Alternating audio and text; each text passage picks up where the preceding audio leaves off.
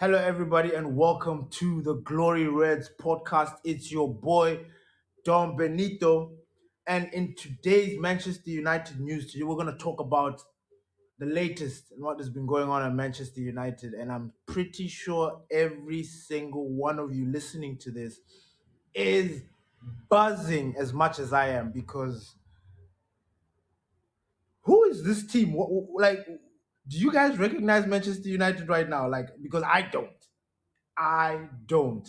And this is uh what can I say? Like years and I would say decades, but it has literally been a decade since anything has happened at Manchester United. But it has been years. It has been years of us watching our club sink further into the ground because it is being run by people that don't understand the game. But all of that is going to change, and we're going to be talking about that. In today's episode, we're going to be talking about the new guys that have come in Manchester United. Um, I'm going to have a little say on the Jadon Sancho situation because you know what? Pastor D and I have had a conversation, have been having conversations. In fact, Jadon Sancho has been the staple of our conversations for a very, very long time. Ever since he began his little, what he did. But yeah, he has been a topic of discussion, and we've had a recent conversation about him that I don't know if we could say it went well or bad, but I'm gonna have my last say on it because I've got something to add on what Eric Ten Hag had to say about Jadon Sancho and what they discussed. And then we're gonna talk about the preseason so far, how the boys are playing, what to look for, and literally the buzz that's just going on around Manchester United. So, without further ado, my people, welcome back to the Glory Reds podcast. And I have missed you a lot, a lot. A lot has been going on at Manchester United. And I'm pretty sure you guys are, you can't even hold your breath. You're like, wait, what's going on? 1 minute, this is happening. And then you think, are we going to get this player? And then we actually get the player. And then it's like, whoa. And then it's like, is this Manchester United? Is this Manchester United? Because I do not recognize my club. I do not.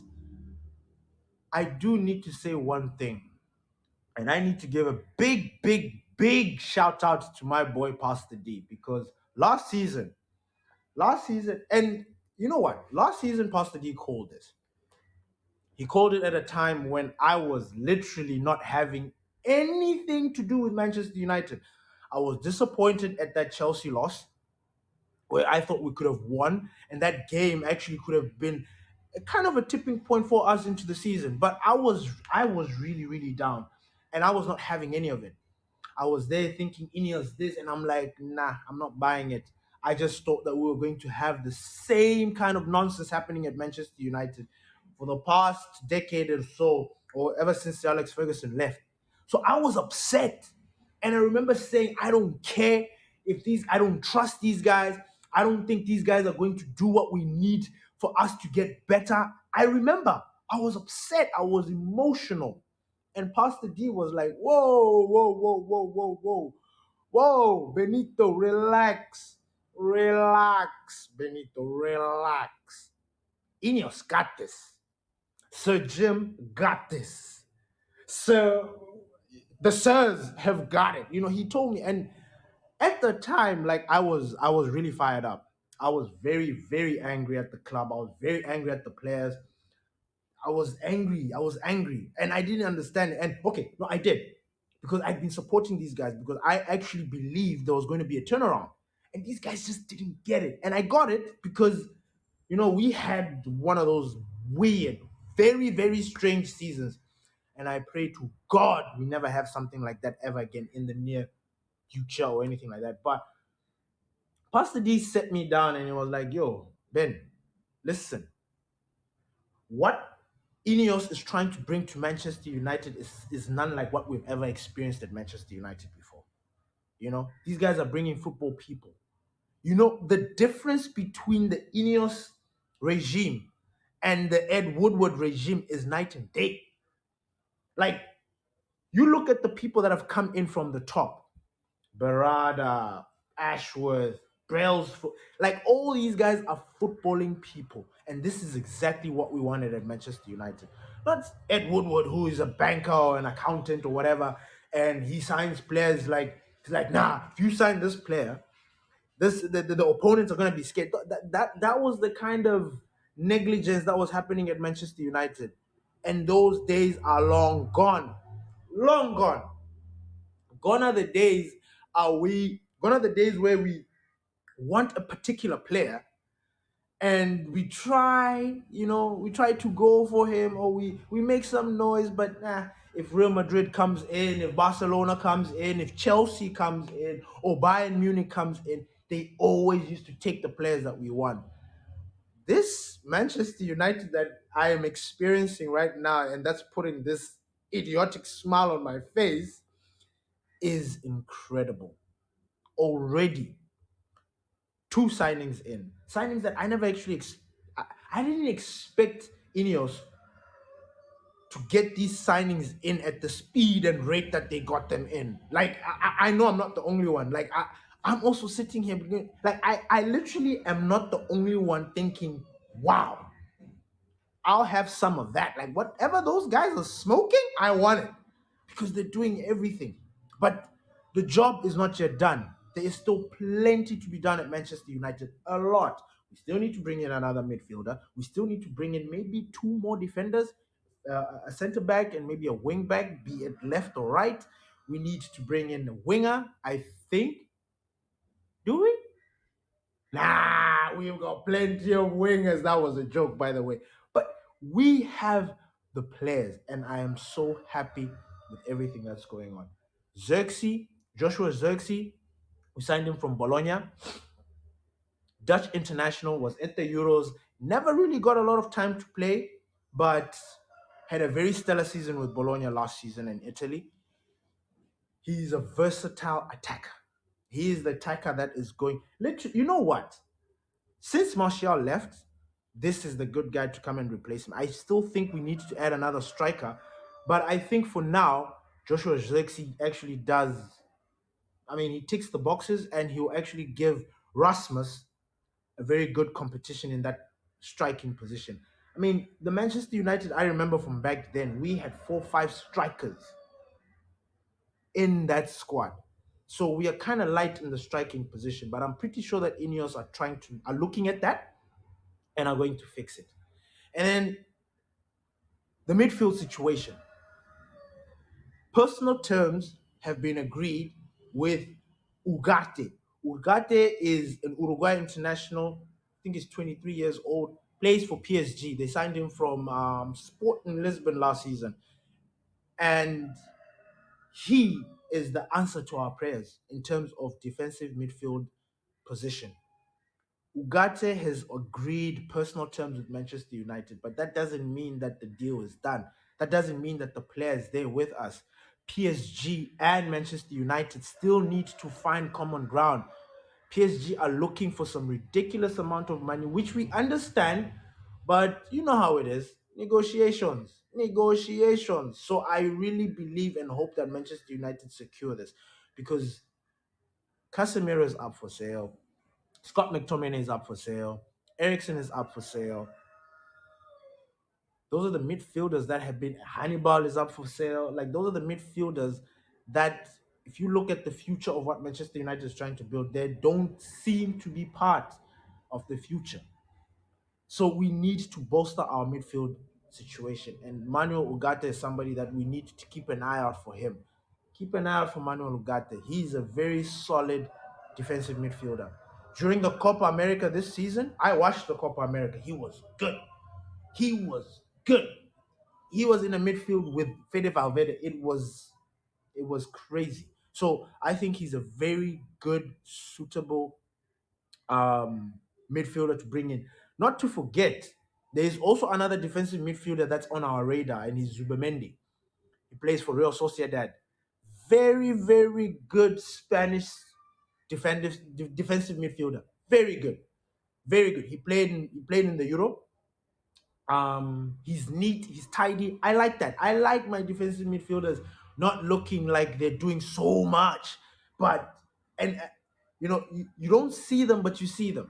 That's how I like my defensive midfielder. And Zubamendi and Ugarte, they all tick the boxes. They tick the boxes in terms of the ages and what we want for Manchester United.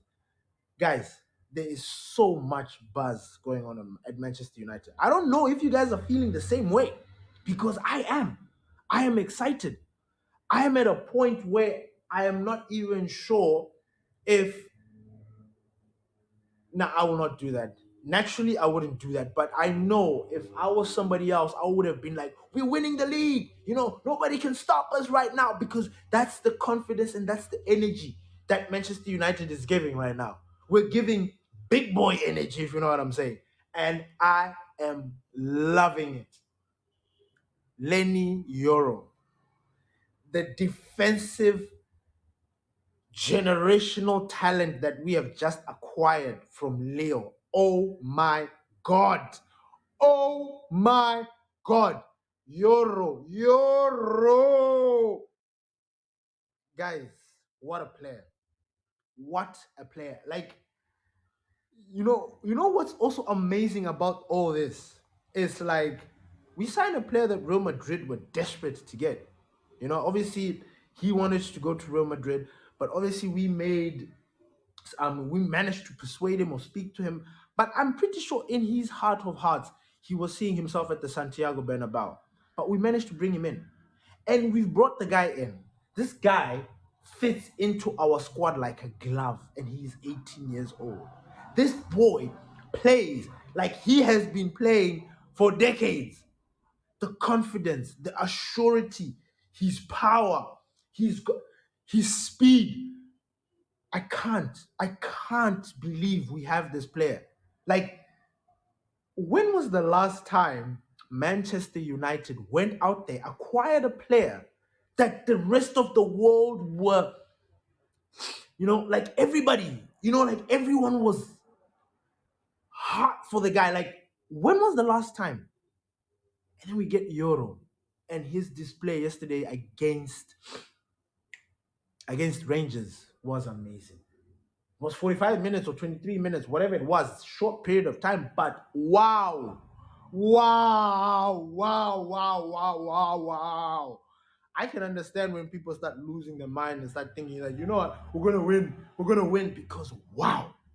Because I can imagine what everybody was thinking. You picture Euro, right? In that right side where the Rolls Royce Varane was, and then you picture the butcher of Argentina, the butcher of Buenos Aires, right here with him on the left. And then you've got Roberto Carlos there, and then Diogo Dalot. Diogo Dalot. You know what I mean? But that's central. Or Matthias de Ligt, the guy that we are kind of, something is brewing there with Matthias de Ligt, and I wish we can get Matthias de Ligt. But imagine, our defensive problems are sorted. No more. No more. Harry Maguire. No more worrying about defense. No more. No more. It is done. And that brought me peace. Because last season, yes, our defenders, we had our defense was so messed up. I was about to use the French word. It was so messed up to the point that you couldn't even recognize it. But then on top of that, it was the defense that kind of saved us most of the time. Because if you look at the team as a whole, how they performed throughout the whole season, the defense did its job. And I commend them for that, because if it could have been worse, could have been worse. We could have found ourselves at the bottom half of the league. We could have easily. And when I compare the two, I'm saying, because our attackers didn't do shit last season. It was all there for the whole world to see. They didn't score.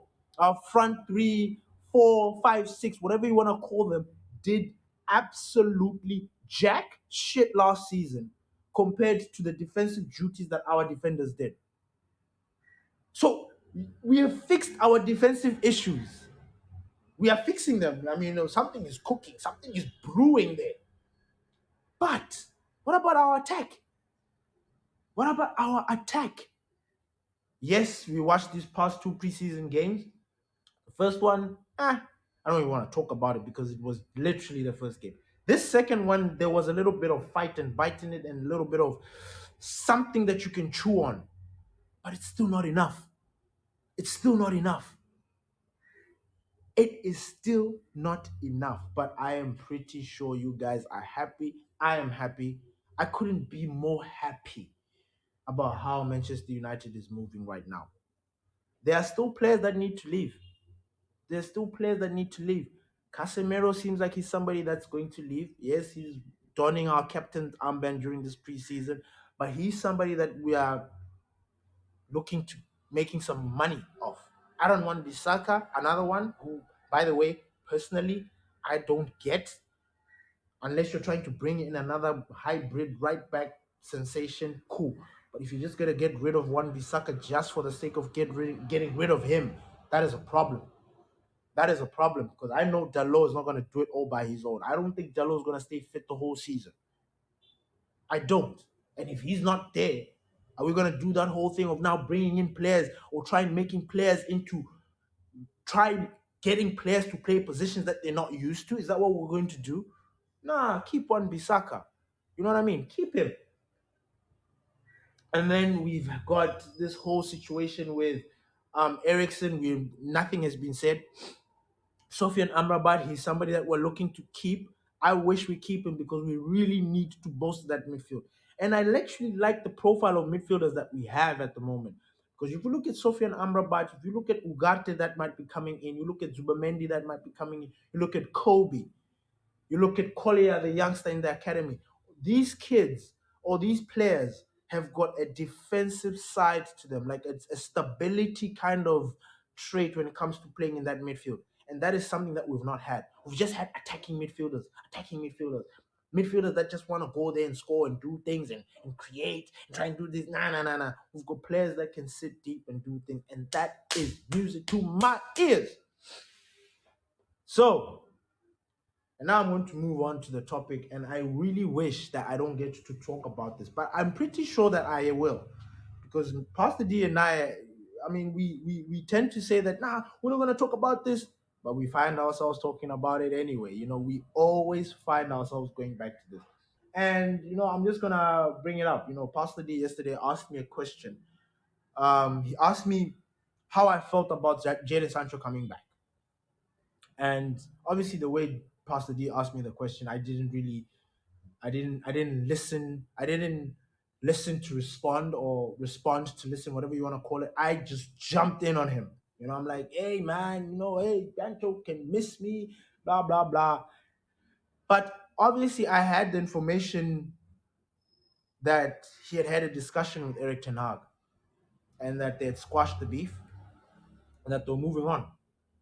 You see, but I am going to say something today that's my final piece when it comes to Jadon Sancho because I believe he has taken so much of my attention and he has not done much for this club.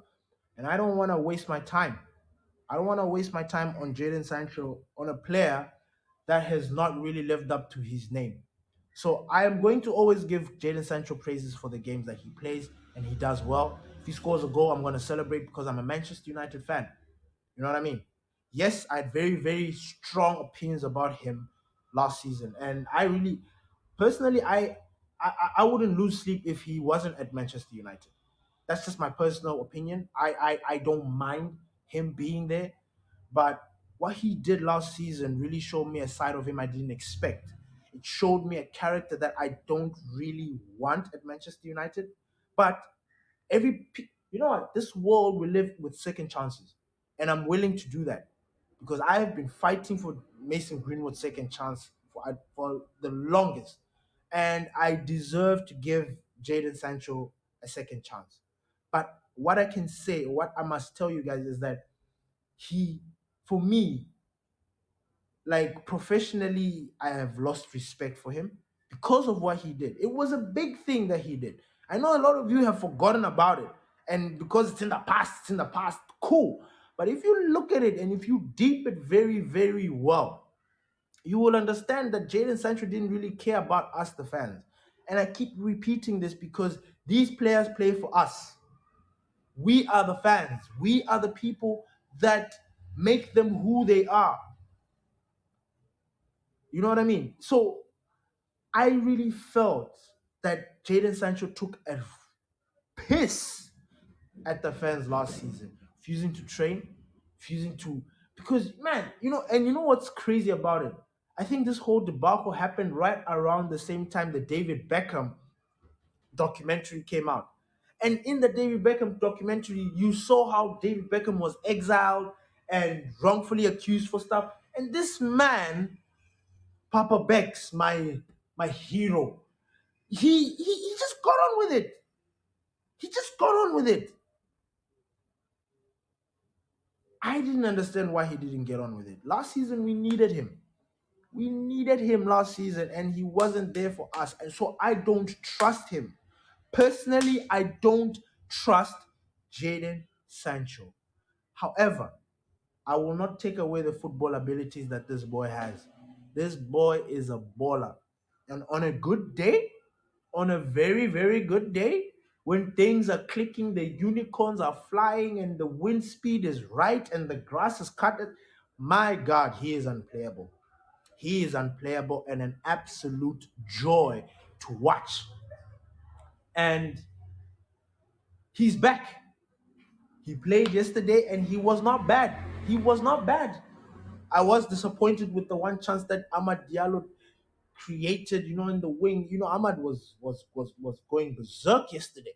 But he did a nice move, laid it like he put the goal. Like he was he was feeding Jadon Sancho. And I know you guys are gonna be like, nah, Ben, come on. But I felt like Jadon Sancho was very complacent with that ball. He kicked it like, like eh, I didn't like it. And because I was in that mood about Jadon Sancho, I was just like, oh boy, this boy wants to get to me. So I'm gonna be honest. Wasn't he played his overall game was good.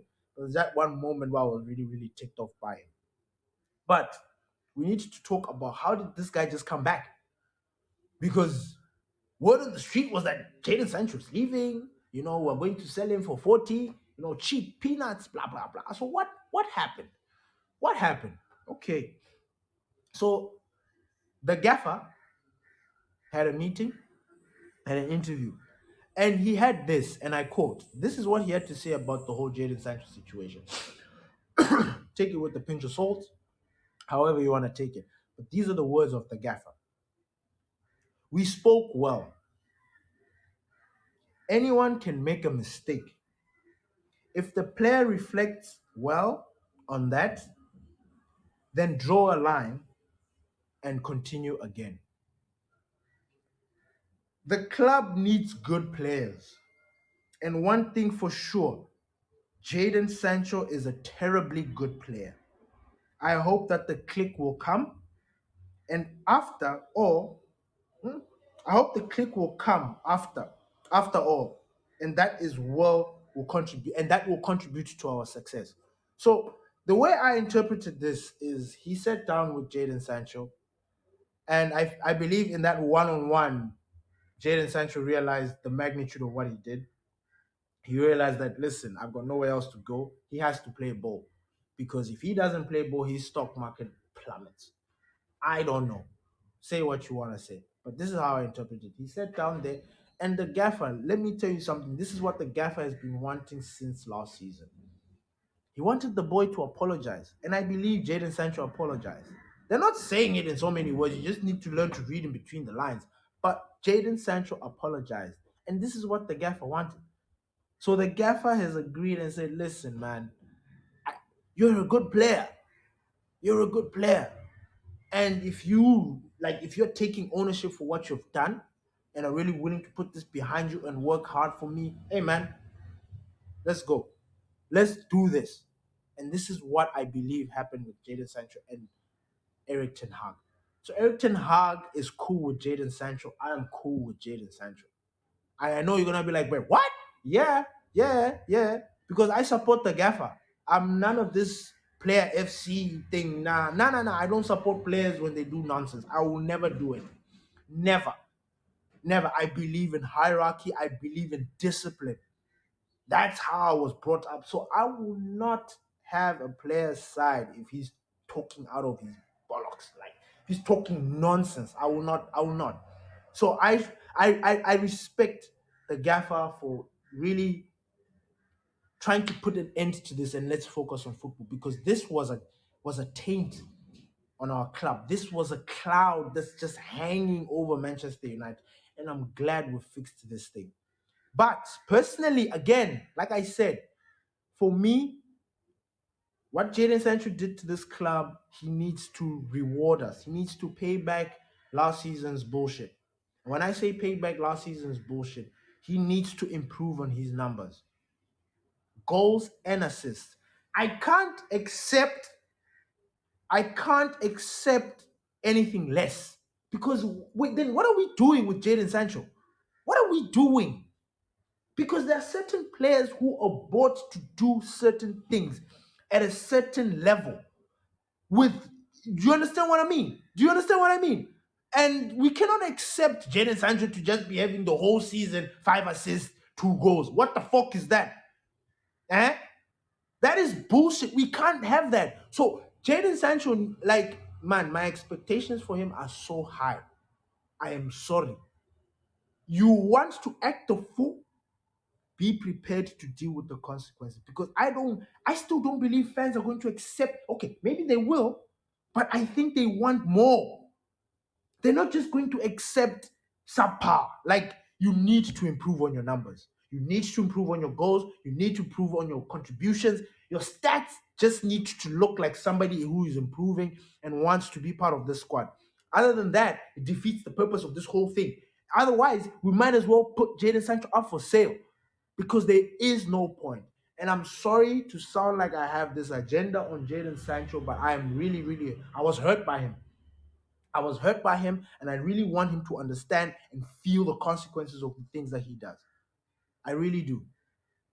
And I know some of you are going to accept him to just give you 1 or 2 assists. And nah, I'm not going to accept it. I will celebrate a goal because, hey, it's Manchester United. But like I said, certain players on that team, their statistics this season need to go up. Be a defender, be a midfielder, be a striker. Rasmus Højlund cannot have a bad season than last season. His numbers need to go up to show improvement, to show progress. Jadon Sancho has already spent about 2, 3 seasons already here, busy fucking about with during his seasons, like during his time here. There's no concrete. Like, you cannot sit here and say that we know what Jadon Sancho can give us in a full season. We don't, because it has just been like this roller coaster. Marcus Rashford, I believe he's going to come right, but I'm just not sure. I'm not sure. I saw the preseason game and I'm like, okay, okay. I don't know. He still has that thing hanging over him. I don't know. So there is so much that is going into this whole thing, and I really, really want Jadon Sancho to take it for real. Because I don't know. I truly, truly, truly don't know. But having said that, I won't lie to you. This season, we need numbers. If we are going to challenge for anything or be in the mix for anything, we need a healthy squad. We need a squad that is fat, if you know what I mean. We need players on the bench that are ready to come on and replace the guys who are starting, and there not be any dip in performance or dip in quality. Nah, we need what Manchester City have. We need what Arsenal had last season, where you're bringing in players to come and complement already what you have going in there. And I must say, you know what, I'm Ineos, big shout out. You know, big, big, big shout out to Ineos because I didn't believe in you. I didn't. I won't lie. I did not believe in Ineos. I didn't think, okay, saying I didn't believe in them is a lie, right? It's a lie because obviously when something new is coming into, like a new regime is coming in, you would expect changes. these changes, I was expecting them. I just didn't think they were going to be like this, to be honest. I didn't think that they were going to. I really thought the Glazer fangs were still going to be stuck in. I thought they were still deep, and that it would take some time to get them off there. But Ineos are doing a very, very good job, and I'm happy. Rude is in the building there. These strikers, like, glory, glory, Manchester United. My people, thank you.